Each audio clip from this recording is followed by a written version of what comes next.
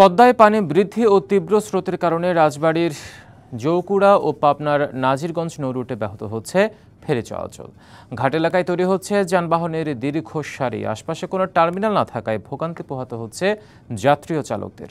দ্রুত সমস্যা সমাধানের আশ্বাস কর্তৃপক্ষের। দেশের দক্ষিণাঞ্চলের সাথে উত্তরাঞ্চলের যোগাযোগের অন্যতম মাধ্যম রাজবাড়ীর জৌকুড়া ও পাবনার নাজিরগঞ্জ নৌরুট। 2022 সালে সড়ক ও জনপথ বিভাগ ফেরিঘাটের দায়িত্ব হস্তান্তর করে বাংলাদেশ অভ্যন্তরীণ নৌ পরিবহন কর্পোরেশন BIWTCর কাছে।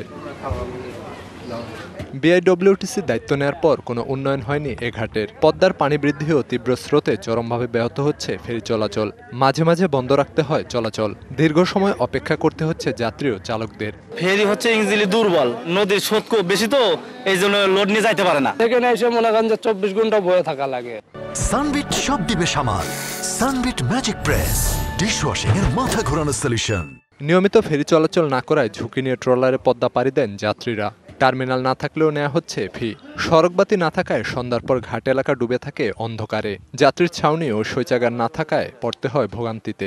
লাইটিং এর ব্যবস্থা নাই, গাড়ি পার্কিং এর ব্যবস্থা নাই, মানে খুব গাড়িওয়ালাদের জন্য খুব ভোগান্তি। ফেরি বন্ধ থাকে, এই কারণে ট্রলারে পার হয়, ঝুঁকি নিয়ে পার হচ্ছে, যে কোনো সময় ট্রলারের সমস্যা হবে, তাও মানুষ যাচ্ছে। জৌকুড়ার নাজিরগঞ্জ নৌরুটে ফেরির সংখ্যা বৃদ্ধি ও ঘাট আধুনিকায়নের দাবি যাত্রী ও চালকদের। এই জায়গাটা ভালো ফেরি লাগবে, ভালো ফেরি হলে এই ঘাটটা রানিং হবে। আমরা ফেরির সংখ্যা বৃদ্ধি চাই।